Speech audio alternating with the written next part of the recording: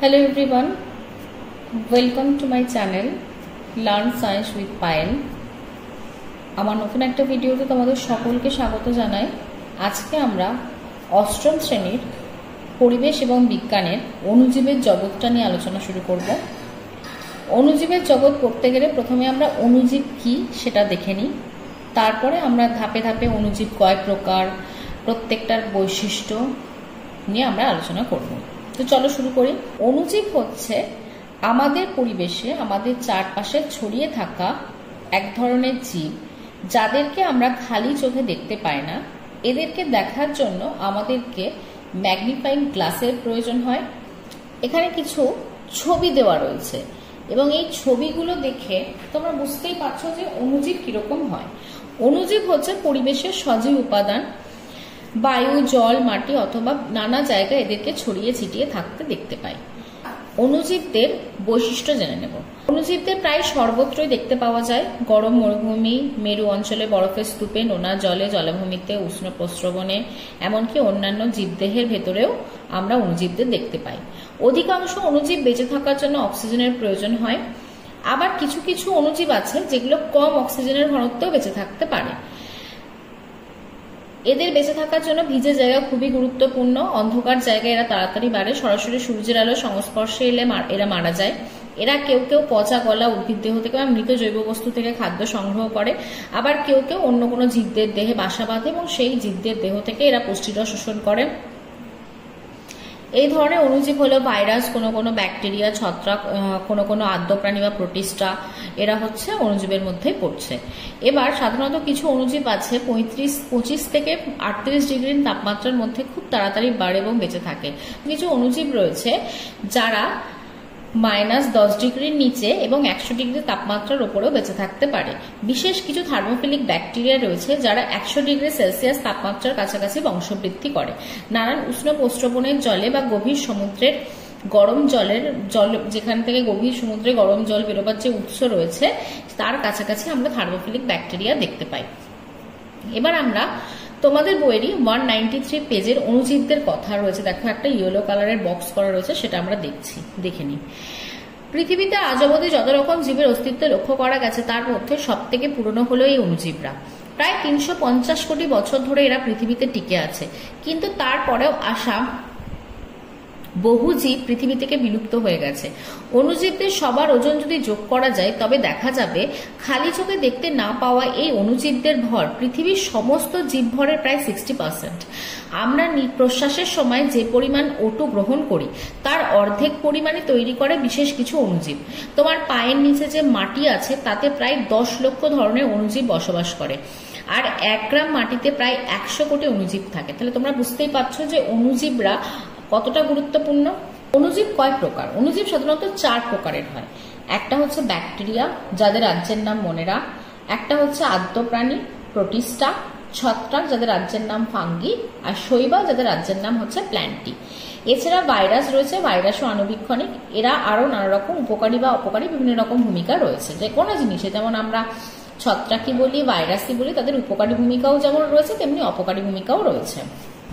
এবার আরেকটা জিনিস তোমাদের এখানে খুব গুরুত্বপূর্ণ, সেটা হচ্ছে স্টেইন এবং স্টেইনিং। স্টেইনিংটা অনেক সময় পরীক্ষাতে আসে। বলছে অণুজীবদের আণুবীক্ষণিক যন্ত্র দিয়ে দেখার সময় বিশেষ বিশেষ রঙের সাহায্যে রাঙিয়ে নিতে হয়। মানে আমরা খালি চোখে যেমন দেখতে পাই ঠিক তেমনি কোনো না কোনো যদি আমরা রং যোগ করি তাহলে সেই অণুজীবগুলোকে আমরা খুব ভালো করে দেখতে পাই। এই রংগুলোকে বলা হয় স্টেইন, আর রাঙিয়ে নেবার যে পদ্ধতিকে বলা হয় স্টেইনিং। তাহলে এখানে আমরা কি কি পড়তে হচ্ছে? অণুজীব কাকে বলে, অণুজীবের 4টে বৈশিষ্ট্য, অণুজীব কয় প্রকার, আর থার্মোফিলিক ব্যাকটেরিয়া কত ডিগ্রি সেলসিয়াস তাপমাত্রায় এরা বংশবৃদ্ধি করে, থার্মোফিলিক ব্যাকটেরিয়া কোথায় দেখতে পাওয়া যায়। এই হচ্ছে এখানকার ইম্পর্টেন্ট প্রশ্ন। এবার আমরা ব্যাকটেরিয়া থেকে পড়া শুরু করব। আমি প্রথমেই বললাম ব্যাকটেরিয়া হচ্ছে অণুজীবেরই একটা ভাগ। ব্যাকটেরিয়া হচ্ছে মনেরা রাজ্যের অন্তর্ভুক্ত। এবার আমরা ব্যাকটেরিয়ার কিছু বৈশিষ্ট্য দেখে নিই। জীবজগতের কোষীয় জীবেদের মধ্যে আকারে সব থেকে ছোট এবং কোষীয় গঠনের দিক থেকে সবচেয়ে সরলতম হচ্ছে ব্যাকটেরিয়া। এরা নানা আকারের হয়, কমা, রড, প্যাঁচানো স্ক্রু বা গোলাকার। কোষপ্রাচীর থাকলেও উদ্ভিদ কোষের মতো নয়। প্রকৃত নিউক্লিয়াস থাকে না, পরিবর্তিতে প্যাঁচানো ডিএনএ থাকে। অনেক সময় শর্ট প্রশ্নে থাকে যে এমন একটা অণুজীবের উদাহরণ দাও যার প্রকৃত নিউক্লিয়াস থাকে না, তখন আমাদের উদাহরণটা হবে ব্যাকটেরিয়া। একক পর্দা ঘেরা কোনো অঙ্গাণু যেমন মাইটোকন্ড্রিয়া, লাইসোজোম, প্লাস্টিড ইত্যাদি থাকে না, তবে পর্দাবিহীন অঙ্গাণু রাইবোজোম থাকে। তাহলে ব্যাকটেরিয়া কোষে পর্দাবিহীন অঙ্গাণু থাকে, কিন্তু একক পর্দাবৃত কোষ অঙ্গাণু থাকে না। দেখো 195 পেজে একটা ইয়েলো কালারের বক্স রয়েছে। আন্তন ফন লিভেনহিক 1674 হল্যান্ডের একটি লেন্স ও আণুবীক্ষণিক যন্ত্র প্রস্তুতকারক সর্বপ্রথম নিজের তৈরি আণুবীক্ষণিক যন্ত্রে ব্যাকটেরিয়ার অস্তিত্ব প্রমাণ করেন। তাহলে ব্যাকটেরিয়ার অস্তিত্ব প্রথম প্রমাণ করেন কোন বিজ্ঞানী? বিজ্ঞানী লিভেনহিক 1674 খ্রিস্টাব্দে। ফরাসি বিজ্ঞানী লুই পাস্তুর জলাতঙ্কের টিকা এবং জার্মান বিজ্ঞানী রবার্ট কখ নানা রোগ সৃষ্টিতে যক্ষা এবং কলেরা, ব্যাকটেরিয়া মানে এই সমস্ত রোগের ক্ষেত্রে ব্যাকটেরিয়ার ভূমিকা আবিষ্কার করেন। তাহলে জলাতঙ্ক রোগের টিকা কে আবিষ্কার করেছিলেন? বিজ্ঞানী লুই পাস্তুর। আর রবার্ট কখ কি আবিষ্কার করেছিলেন? যে বিভিন্ন রোগের সৃষ্টিতে ব্যাকটেরিয়ার ভূমিকা রয়েছে। ব্যাকটেরিয়া শব্দটি প্রথম ব্যবহার করেন বিজ্ঞানী এরেনবার্গ 1828 খ্রিস্টাব্দে। বর্তমানে ব্যাকটেরিয়াকে মনেরা গোষ্ঠীভুক্ত করা হয়। তাহলে এখান থেকে আমরা কি পেলাম? ব্যাকটেরিয়ার দুটো বৈশিষ্ট্য যদি আমাকে বলতে পারে তাহলে আমরা কি লিখবো? যে ব্যাকটেরিয়ার কোষ প্রাচীর থাকলেও সেটা উদ্ভিদ কোষের মতো নয়, এদের প্রকৃত নিউক্লিয়াস থাকে না, এদের একক পর্দাবৃত কোনো কোষাঙ্গাণু থাকে না, তার বদলে পর্দাবিহীন রাইবোজোম থাকে। আর এদের কোষীয় গঠন বিভিন্ন রকমের হয়, কমা আকৃতির, রড আকৃতির, প্যাঁচানো, স্ক্রু বা গোলাকার। আর এদের কোষীয় গঠন হচ্ছে সবচেয়ে সরলতম। আর কিছু শর্ট প্রশ্ন যেগুলো আমি তোমাদেরকে বললাম সেগুলো ভীষণ ইম্পর্টেন্ট। যে সর্বপ্রথম ব্যাকটেরিয়ার অস্তিত্ব কোন বিজ্ঞানী প্রমাণ করেছিলেন? জলাতঙ্ক রোগের টিকা কোন বিজ্ঞানী আবিষ্কার করেছিলেন? কোন বিজ্ঞানী প্রথম ব্যাকটেরিয়া শব্দটি ব্যবহার করেন? ব্যাকটেরিয়া কোন গোষ্ঠীর অন্তর্ভুক্ত? খাদ্য প্রাণী, প্রোটিস্টা পর্বের অন্তর্ভুক্ত। এদের দেহ একটি মাত্র কোষ দিয়ে গঠিত। এদের এখন প্রোটিস্টা বলা হয়। কোষে এক বা একাধিক নিউক্লিয়াস থাকে। এরা নানা আকারের হয়, গোলাকার, ডিম্বাকার, লম্বা বা থালার মতো। এরা স্বাধীনভাবে একা থাকে, আবার কখনো অনেকে মিলে একসঙ্গে থাকে। আবার কেউ কেউ পোষক কোষের মধ্যে নানা রোগ সৃষ্টি করে। এরা নানাভাবে চলাচল করে, কারোর দেহে ঘনপথ, আবার কারোর দেহে চাবুকের মতো ফ্লাজেলা বা চুলের মতো সিলিয়া থাকে। তাহলে আদ্য প্রাণী কোন পর্বের অন্তর্ভুক্ত? প্রোটিস্টা পর্বের অন্তর্ভুক্ত। এদের তাহলে দুটো বৈশিষ্ট্য যদি বলতে পারে তাহলে আমরা কি বলবো? এদের দেহ একটি মাত্র কোষ দিয়ে গঠিত, আর এদের কোষে এক বা একাধিক নিউক্লিয়াস থাকে। এরা নানা আকারের হয়, গোলাকার, ডিম্বাকার, লম্বা বা থালার মতো হয়। এরা স্বাধীনভাবে বেঁচে থাকতে পারে, কখনো কখনো একা থাকে, আবার কখনো কখনো এরা দলবদ্ধভাবেও থাকে। আর এরা নানা রকম ভাবে চলাফেরা করে, কেউ ঘনপথের সাহায্যে, কেউ সিলিয়ার সাহায্যে, কেউ ফ্ল্যাজেলার সাহায্যে। এই আদ্য প্রাণীর উদাহরণ দেওয়া রয়েছে অ্যামিবা। আর ক্ষণপদ কার গমনাঙ্গ? অ্যামিবার গমনাঙ্গের নাম হচ্ছে ক্ষণপদ। আর হচ্ছে সিলিয়া হচ্ছে প্যারামেসিয়ামের হচ্ছে সিলিয়া, আর ইউগ্লিনার গমনাঙ্গের নাম হচ্ছে ফ্ল্যাজেলা। তার মানে আদ্য প্রাণীর উদাহরণ বললে আমরা কি কি বলতে পারি? অ্যামিবা বলতে পারি, ইউগ্লিনা বলতে পারি। ছত্রাকের উদাহরণ বললে আমরা কি বলবো? East, Penicillium. এর আগে তোমাদের ব্যাকটেরিয়ার উদাহরণটা বলে দেওয়া হয়নি। ব্যাকটেরিয়ার উদাহরণ বললে আমরা বিভিন্ন ধরনের, আমরা প্রচুর উপকারী ব্যাকটেরিয়ার নাম পড়েছি গতবারই। তোমার যখন ক্লাস 6-এ পড়েছিলে তোমার ল্যাক্টোব্যাসিলাস পড়েছিলে, যেটা দুধ থেকে দই তৈরিতে সাহায্য করে, স্ট্রেপ্টোমাইসিস, এরিথ্রোমাইসিস, যেগুলো ওষুধ তৈরিতে ব্যবহার করা হয়। ছত্রাকের বৈশিষ্ট্য: এদের দেহকে মূল কাণ্ড পাতায় আলাদা করা যায় না। এদের দেহ এককোষী গোলাকার সরু সুতোর মতো অংশ দিয়ে তৈরি। এই সরু সুতোর মতো অংশের নাম হলো হাইফি। এটা শর্ট প্রশ্নে আসে যে হাইফি কি, তখন আমরা কি লিখবো? ছত্রাকের দেহে সরু সুতোর মতো অংশ থাকে, এই সরু সুতোর মতো অংশের নাম হচ্ছে হাইফি। হাইফি বেশিরভাগ ক্ষেত্রে শাখা প্রশাখায় ভাগ হয়ে গিয়ে নিজেদের মধ্যে জট পাকিয়ে মাইসেলিয়াম নামক এক ধরনের গঠন তৈরি করে। মিউকর, পেনিসিলিয়াম ছত্রাকে এই ধরনের গঠন দেখতে পাওয়া যায়। আচ্ছা, এদের কোষে কোষ প্রাচীর, নিউক্লিয়াস, নানা কোষাঙ্গাণু থাকলেও ক্লোরোপ্লাস্ট থাকে না। ভীষণ ইম্পর্টেন্ট একটা পয়েন্ট। তাই এরা নিজের খাদ্য নিজেরা তৈরি করতে পারে না। তাহলে আমাদের অনেক সময় প্রশ্ন আসে যে ছত্রাক কেন নিজের খাদ্য নিজেরা তৈরি করতে পারে না? তার কারণ ছত্রাকে অন্যান্য কোষাঙ্গাণু থাকলেও এদের ক্লোরোপ্লাস্ট থাকে না, এবং এই ক্লোরোপ্লাস্ট কোষাঙ্গাণুটাই আমাদের সালোক সংশ্লেষ প্রক্রিয়ায় খাদ্য তৈরিতে সাহায্য করে। যেহেতু এদের ক্লোরোপ্লাস্ট থাকে না, তাই এরা নিজের খাদ্য নিজেরা তৈরি করতে পারে না। এদের কোষ প্রাচীর সবুজ উদ্ভিদ কোষের মতো নয়। এরা জলের স্থলে আলোর উপস্থিতিতে অনুপস্থিতিতে থাকতে পারে। তাহলে এবার যদি তোমাদেরকে পরীক্ষায় আসে ছত্রাকের দুটো বৈশিষ্ট্য রেখো, তখন আমরা কি লিখবো? যে এদের কোষ প্রাচীরের মানে এদের কোষে কোষ প্রাচীর, নিউক্লিয়াস, কোষাঙ্গাণু থাকলেও এদের ক্লোরোপ্লাস্ট থাকে না, তাই নিজের খাদ্য নিজেরা তৈরি করতে পারে না। এদের দেহ মূল কাণ্ড পাতায় বিভক্ত নয়। এদের কোষ প্রাচীর হচ্ছে সবুজ উদ্ভিদের মতো নয়। এরা জলের উপস্থিতিতে, অনুপস্থিতিতে, স্থলে আলোর উপস্থিতিতে, অনুপস্থিতিতে এরা বেঁচে থাকতে পারে। এবার আমরা পড়বো শৈবাল। শৈবালের উদাহরণ কি হতে পারে? শৈবালের উদাহরণ হচ্ছে ক্লামাইডোমোনাস, ভলবক্স, স্পাইরোগাইরা। এরা হচ্ছে শৈবাল। এদের দেহ ছত্রাকের মতো মূল কাণ্ড পাতায় আলাদা করা যায় না। এদের দেহ এককোষী বা বহুকোষী, তার মানে শৈবাল এককোষীও হতে পারে, বহুকোষীও হতে পারে। একাধিক কোষ পরস্পর যুক্ত হয়ে বলের মতো গঠন তৈরি করে। এককোষী শৈবাল দেখো উদাহরণ দেওয়া আছে ক্ল্যামাইডোমোনাস, আর এককোষী কিন্তু কোষগুলো পরস্পর যুক্ত হচ্ছে ভলভক্স, আর বহুকোষী শৈবাল হচ্ছে স্পাইরোগাইরা। অনেক সময় পরীক্ষাতে প্রশ্ন আসে যে একটা এককোষী শৈবালের নাম লেখো বা একটা বহুকোষী শৈবালের উদাহরণ দাও, তখন আমরা কি লিখবো? এককোষী শৈবাল হচ্ছে ক্ল্যামাইডোমোনাস আর বহুকোষী শৈবাল হচ্ছে স্পাইরোগাইরা। এদের কোষে কোষপ্রাচীর, নিউক্লিয়াস, নানা কোষাঙ্গাণু থাকে, নানা আকৃতির ক্লোরোপ্লাস্ট থাকা, এরা নিজের খাদ্য নিজেরা তৈরি করতে পারে। তাহলে শৈবাল আর ছত্রাকের মধ্যে পার্থক্য বুঝতে পারলে? শৈবাল কিন্তু নিজের খাদ্য নিজেরা তৈরি করতে পারে কারণ এদের ক্লোরোপ্লাস্ট থাকে, কিন্তু ছত্রাক নিজের খাদ্য নিজেরা তৈরি করতে পারে না কারণ এদের ক্লোরোপ্লাস্ট থাকে না। আচ্ছা, এদের স্বাভাবিক বৃদ্ধির জন্য আলোর প্রয়োজন হয়, প্রধানত এরা জলে থাকে। তাহলে আর ছত্রাকের ক্ষেত্রে এটা জলে, স্থলে, আলোর উপস্থিতিতে, আলোর অনুপস্থিতিতে সব জায়গায় থাকতে পারে, কিন্তু এদের আলোর প্রয়োজন হয় শৈবালের ক্ষেত্রে এবং এরা জলে থাকে। বিজ্ঞানী এডওয়ার্ড জেনার 1796 খ্রিস্টাব্দে বসন্ত রোগ সম্পর্কে গবেষণা থেকে আমরা ভাইরাসের কথা জানতে পারি। তাহলে ভাইরাসের কথা আমরা জানতে পারি কোন বিজ্ঞানীর গবেষণা থেকে? বিজ্ঞানী এডওয়ার্ড জেনার। এবার এডওয়ার্ড জেনার কি আবিষ্কার করেছিলেন? বিজ্ঞানী এডওয়ার্ড জেনার বসন্ত রোগের টিকা আবিষ্কার করেছিলেন। আচ্ছা, ভাইরাস কথাটির অর্থ হচ্ছে বিষ। বিভিন্ন পরীক্ষাতে আসে, তোমাদের টেক্সটের পরীক্ষাতে 3rd ইউনিট টেস্টের পরীক্ষার জন্য ভীষণ ইম্পর্টেন্ট যে ভাইরাস কথার গঠনগত অর্থ, শব্দগত অর্থ কি, তখন আমরা লিখবো বিষ। এবার ভাইরাসের বৈশিষ্ট্যগুলো আমরা দেখে নিই। এদের কোনো রকম কোষীয় গঠন নেই, এদের দেহে কোনো কোষ আবরণী, সাইটোপ্লাজম, নিউক্লিয়াস থাকে না, পরিবর্তিত দেহের বাইরে প্রোটিনের তৈরি একটা খোলক এবং ভেতরে নিউক্লিক অ্যাসিড, ডিএনএ, আরএনএ থাকে। ডিএনএ এর পুরো কথা কি? Deoxy ribo nucleic acid. RNA এর পুরো কথা হচ্ছে রাইবো নিউক্লিক অ্যাসিড। এরা সবাই পরজীবী রোগ সৃষ্টিকারী। পরজীবী মানে কি? পরজীবী মানে হচ্ছে যারা অন্য কোনো প্রাণীর উপর নির্ভর থেকে সেই সমস্ত প্রাণীর ক্ষতি করে কিন্তু নিজেরা উপকৃত হয়, তাদেরকে আমরা বলি পরজীবী। তোমরা ক্লাস 6-এ অলরেডি পরজীবী মিথজীবীটা পড়ে এসেছো। পরজীবী, মিথজীবী, মৃতজীবী জীবজগতের সঙ্গে তাদের সম্পর্ক, এই জায়গাটা পড়বো। 197 পেজ, ভীষণ ইম্পর্টেন্ট এখানে শর্ট প্রশ্নের জন্য। আমাদের দেহে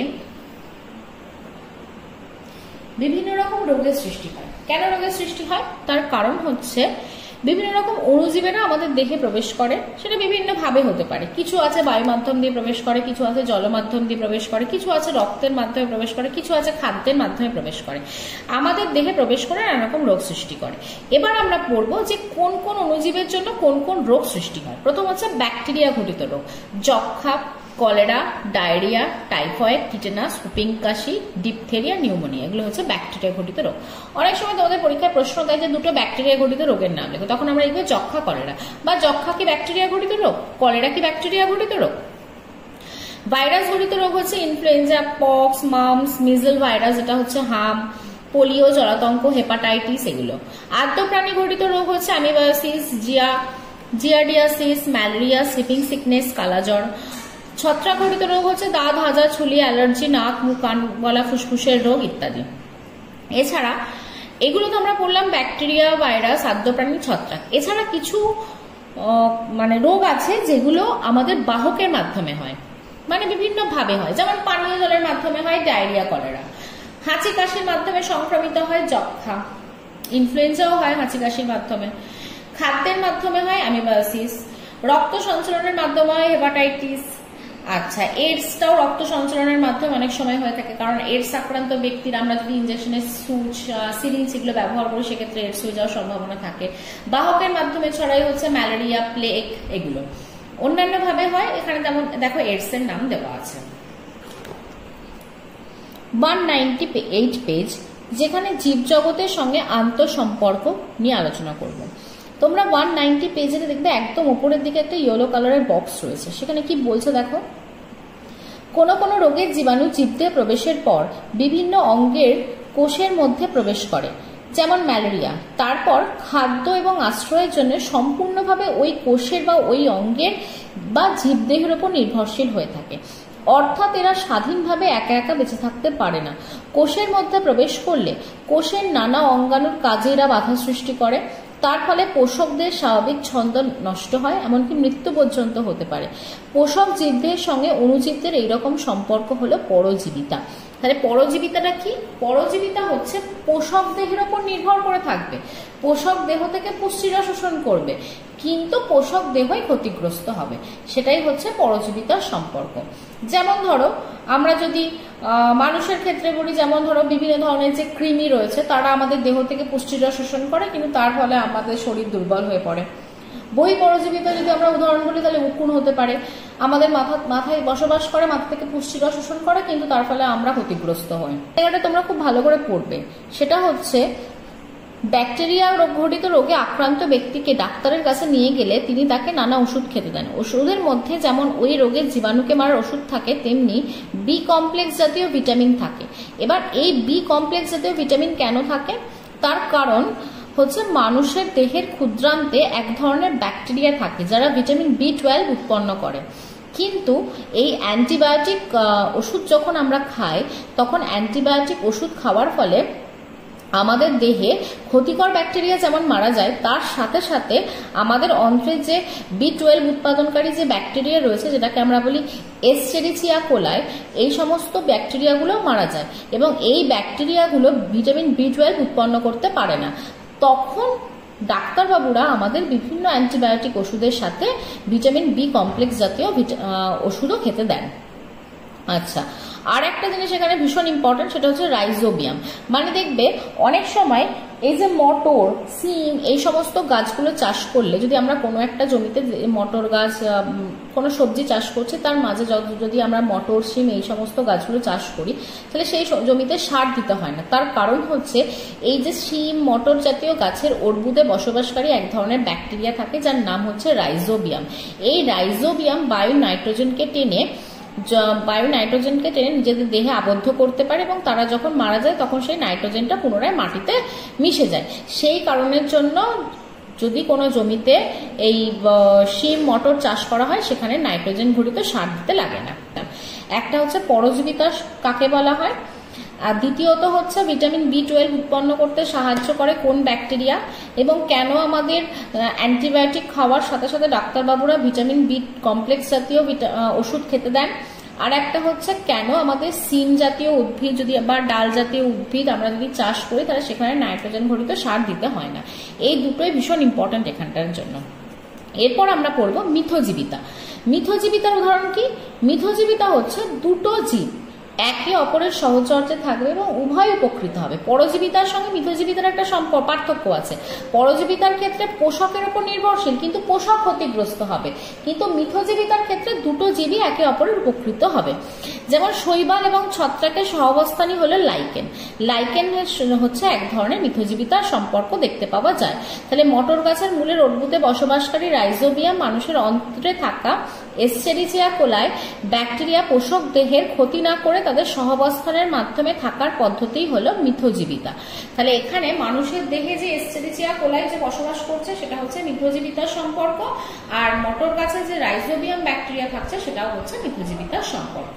মৃতজীবিতা হচ্ছে বহু অণুজীব মৃত পচাগলা বস্তুর ওপর নিজের দেহ থেকে উৎসেচক ক্ষরণ করে ওই উৎসেচকের ক্রিয়ায় জটিল খাদ্যবস্তুকে ভেঙে দেয়, ফলে নানা শোষণযোগ্য এবং ব্যবহারযোগ্য উপাদান তৈরি হয় এবং বহু ব্যাকটেরিয়া, ছত্রাক এই পদ্ধতিতে পুষ্টিকার্য সম্পন্ন করে।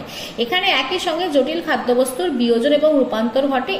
এই পদ্ধতির নামই হলো মৃতজীবিতা। তাহলে মৃতজীবিতাটা কি? যেখানে মৃত জৈব বস্তু থেকে এরা পুষ্টিরস শোষণ করবে, জটিল জৈব বস্তুটার বিয়োজন এবং রূপান্তর ঘটাবে, সেটাই হচ্ছে মৃতজীবিতা।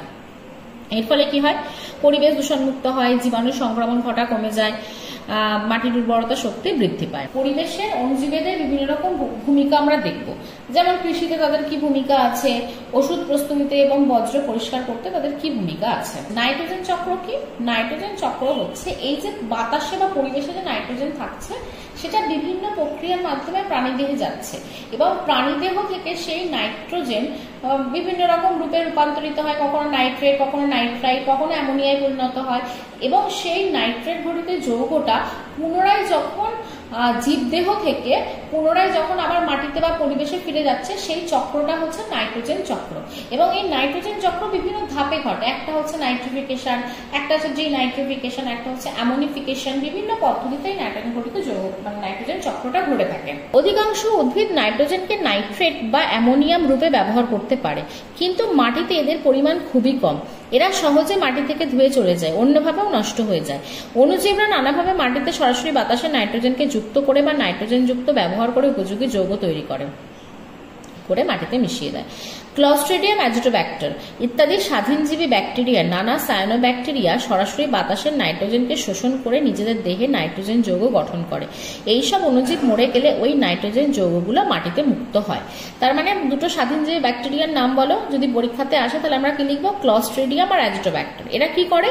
বাতাসের নাইট্রোজেনকে শোষণ করে নিজেদের দেহে নাইট্রোজেনযুক্ত যৌগ গঠন করে, এবং এরা যখন মারা যায় তখন এই নাইট্রোজেনযুক্ত যৌগটা পুনরায় মাটিতে মেশে এদের দেহে থেকে এবং পরিবেশে নাইট্রোজেনটা মুক্ত হয়।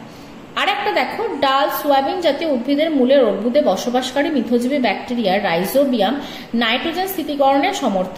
এরা নাইট্রোজেনকে নাইট্রোজেন যৌগে পরিণত করে এবং কিছুটা অংশ আশ্রয়দাতা উদ্ভিদকে সরবরাহ করে, বাকিটা এই অর্বুদ পচে গেলে মাটিতে মিশে যায়। তার মানে এখানেও ব্যাপারটা তাই যে রাইজোবিয়াম নামক এক ধরনের ব্যাকটেরিয়া রয়েছে যারা নাইট্রোজেন স্থিতিকরণে সহায়তা করে, এবং এটা একটা ধরনের মিথজীবী ব্যাকটেরিয়া, সেটা তোমরা আগেই পড়েছো। এই রাইজোবিয়াম কি করে? বাতাস থেকে নাইট্রোজেনকে গ্রহণ করে নিজেদের দেহে আবদ্ধ করে রাখে। তারপর এরা যখন মারা যায় তখন এদের দেহ থেকে সেই নাইট্রোজেনটা পুনরায় বাতাসে এসে মেশে। তাহলে এখানে আমরা দুটো প্রশ্ন পেলাম, একটা হচ্ছে স্বাধীনজীবী ব্যাকটেরিয়ার নাম, একটা হচ্ছে মিথজীবী ব্যাকটেরিয়ার নাম। এবার আমরা যেটা পড়বো ভীষণ ইম্পর্টেন্ট, তোমাদেরকে বলছিলাম না যে নাইট্রোজেন চক্র কতগুলো ধাপে ঘটে? অ্যামোনিফিকেশন মানে বাতাসের নাইট্রোজেন যেখানে আমাদের জীবদেহে প্রবেশ করছে, আবার জীবদেহ থেকে জীবদেহে বিভিন্ন রকম যৌগে তারা রূপান্তরিত হচ্ছে, পুনরায় আবার জীবদেহ থেকে মানে প্রকৃতিতে ফিরে যাচ্ছে। এই রকম ভাবে চক্রাকারে ঘটতে থাকে বলে এটাকে বলা হয় নাইট্রোজেন চক্র। এবার তার মধ্যে একটা ধাপ হচ্ছে অ্যামোনিফিকেশন।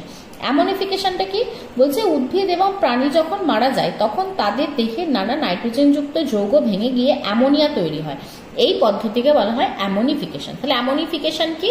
যেখানে নাইট্রোজেনযুক্ত যৌগ অ্যামোনিয়ায় পরিণত হয় তাকে বলা হয় অ্যামোনিফিকেশন। অ্যামোনিফিকেশনে সাহায্য করে এমন একটা ব্যাকটেরিয়ার নাম হচ্ছে ব্যাসিলাস। নাইট্রোসোমোনাস নাইট্রোব্যাক্টার নামক নাইট্রিফাইং ব্যাকটেরিয়া অ্যামোনিয়াকে পুনরায় আবার নাইট্রাইট এবং নাইট্রেট যৌগে রূপান্তরিত করে। এই ঘটনাকে বলা হয় নাইট্রিফিকেশন। তাহলে নাইট্রিফিকেশন কি?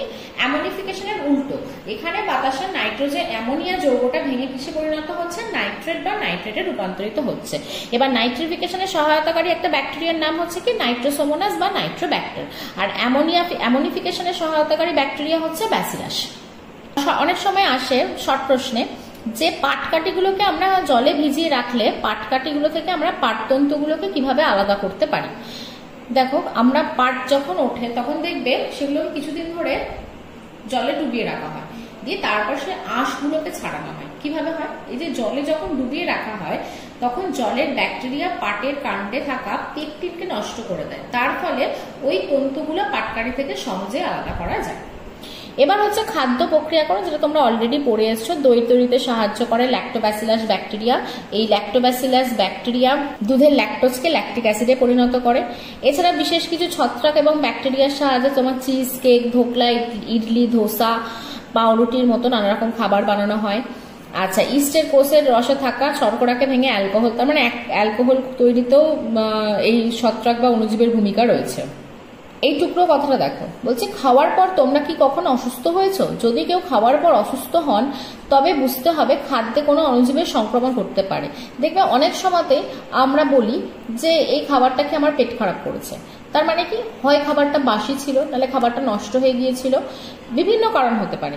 সাধারণত ছত্রাক এবং ব্যাকটেরিয়া খাদ্যের সংস্পর্শে এলে খাদ্যস্থিত নানা যৌগকে ভেঙে ফেলে, আর অণুজীবদের দেহ থেকে বেরোনো বিষাক্ত পদার্থ খাদ্যের সঙ্গে মিশে এই ঘটনাগুলো ঘটায়। এবার আমরা কিভাবে খাদ্যকে ভালো রাখা সম্ভব? খুব ভালো করে পড়বে।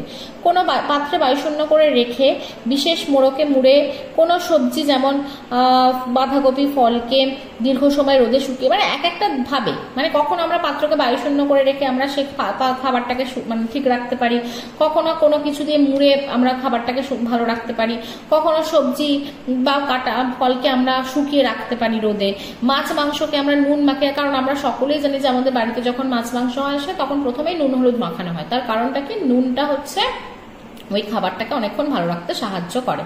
কাটা আম, লেবু, বাঁধাকপি, পেঁয়াজে ভিনিগার যোগ করলে সেটা ভালো থাকে। ফলে চিনি যোগ করলে ভালো থাকে। খাদ্যকে কম তাপমাত্রায় রেখে দিলে, যেটাকে আমরা রেফ্রিজারেশন মানে যেটাকে আমরা ফ্রিজে রাখি। এর আগে তোমাদেরকে আমি বলছিলাম যে তোমরা ক্লাস 6-এ পড়ে এসছো যে এরিথ্রোমাইসিস, স্ট্রেপ্টোমাইসিস, এরা হচ্ছে এরিথ্রোমাইসিন, স্ট্রেপ্টোমাইসিন ওষুধ তৈরিতে সাহায্য করে। এরা হচ্ছে আমাদের উপকারী ব্যাকটেরিয়া। এবার আমরা দেখব ওষুধ তৈরিতে কিভাবে সাহায্য করছে। দেখো বলছে বিশেষ কিছু ব্যাকটেরিয়া এবং ছত্রাকের দেহ নিঃসৃত কিছু কিছু জৈব যৌগ এবং অন্যান্য ব্যাকটেরিয়ার বৃদ্ধিতে বাধা দেয় অথবা তাদের মেরে ফেলে। এইসব যৌগকে নানাভাবে বিশুদ্ধকরণের এবং প্রয়োজনে রাসায়নিকভাবে পরিবর্তনের মাধ্যমে নানান জীবনদায়ী ওষুধ তৈরি হয়। আর এই জীবনদায়ী ওষুধগুলোকে বলা হয় অ্যান্টিবায়োটিক। তাহলে অ্যান্টিবায়োটিক কি? অ্যান্টিবায়োটিক হচ্ছে ব্যাকটেরিয়া এবং ছত্রাকের দেহ নিঃসৃত কিছু যৌগ যেগুলো অন্যান্য ব্যাকটেরিয়া এবং ছত্রাকের বৃদ্ধিতে বাধা দেয় এবং তাদেরকে মেরে ফেলতে পারে। তাদেরকে রাসায়নিক পরিবর্তনের মাধ্যমে এই ওষুধগুলো তৈরি করা হয়। এবার প্রথম অ্যান্টিবায়োটিক আবিষ্কার করেছিলেন কে? বিজ্ঞানী আলেকজান্ডার ফ্লেমিং 1928 খ্রিস্টাব্দে। ছত্রাকের দেহ থেকে পাওয়া প্রথম অ্যান্টিবায়োটিক বা মানুষের আবিষ্কৃত প্রথম অ্যান্টিবায়োটিক হচ্ছে পেনিসিলিয়াম। এবং কোন ছত্রাক থেকে পাওয়া যায়? সেই ছত্রাকের নাম হচ্ছে পেনিসিলিয়াম নোটেটাম। ভীষণ ইম্পর্টেন্ট যে মানুষের আবিষ্কৃত প্রথম অ্যান্টিবায়োটিক কোনটি এবং সেটা কোন ছত্রাক থেকে পাওয়া যায়। এরপর দেখো স্ট্রেপ্টোমাইসিন, ক্লোরোমাইসিন, অ্যাম্পিসিলিনের মতো নানা অ্যান্টিবায়োটিক ওষুধ আবিষ্কার হয়েছে। এইসব অ্যান্টিবায়োটিক দিয়ে ব্যাকটেরিয়ার সংক্রমণ ঠেকানো যায়। ভাইরাস বা ছত্রাকঘটিত রোগে কিন্তু এরা কোনো কাজ করে না। এবার হচ্ছে ভ্যাকসিন। ভ্যাকসিন কি? ভ্যাকসিন সম্পর্কে আমরা সকলেই পরিচিত, কারণ কদিন আগে আমাদেরকে কোভিডের সঙ্গে লড়াই করতে হয়েছে এবং তখন আমরা সকলেই ভ্যাকসিন নিয়েছিলাম। এছাড়া আমরা যখন ছোট থেকে বড় হই তখন বিভিন্ন সময় আমাদের ভ্যাকসিনেশন হয়।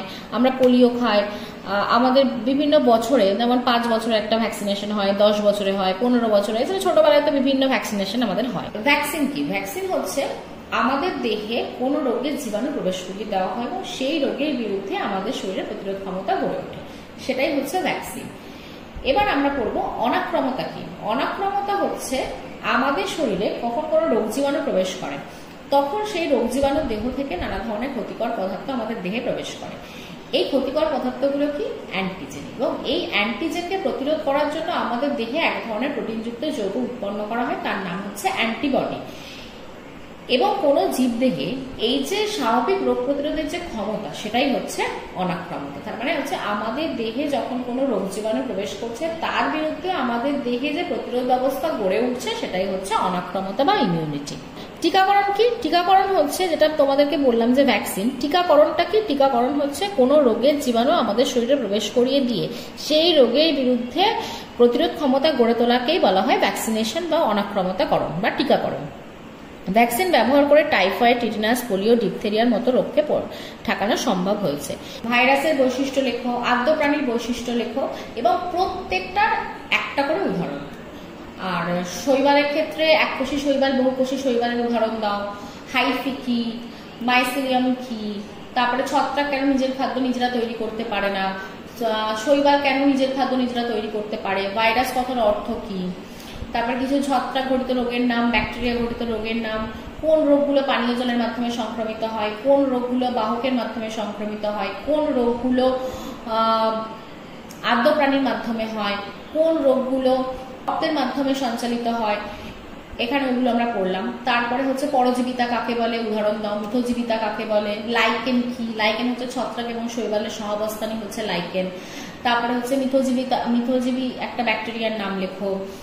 মানুষের দেহে ভিটামিন B12 উৎপন্ন করতে সাহায্য করে কোন ব্যাকটেরিয়া। তারপরে হচ্ছে দুটো স্বাধীনজীবী ব্যাকটেরিয়ার নাম লেখো, মিথজীবী ব্যাকটেরিয়ার নাম লেখো। অ্যামোনিফিকেশন কি, নাইট্রিফিকেশন কি, খাদ্য প্রক্রিয়াকরণে ব্যাকটেরিয়ার ভূমিকা লেখো। তারপর কিভাবে আমরা খাদ্যবস্তুকে ভালো রাখতে পারি। তারপরে মানুষের আবিষ্কৃত প্রথম অ্যান্টিবায়োটিক কি, অ্যান্টিবায়োটিক প্রথম কে আবিষ্কার করেছিলেন, টিকাকরণ কি, টিকা কি, অনাক্রমতা কি। এইগুলো হচ্ছে এই চ্যাপ্টারের গুরুত্বপূর্ণ প্রশ্ন।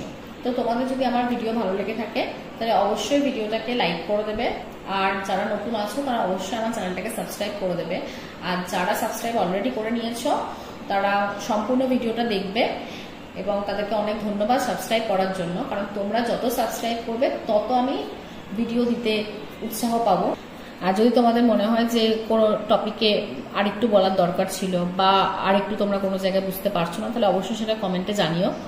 যদি তোমরা কোনো টপিক সম্পর্কে জানতে চাও সেটাও তোমরা কমেন্টে জানাতে পারো, সেই টপিকগুলো নিয়ে আমি আলোচনা করব। আর আজকের ভিডিও এই পর্যন্তই, আবার অন্য কোনো ভিডিওতে তোমাদের সঙ্গে দেখা হবে। থ্যাংক ইউ সকলকে।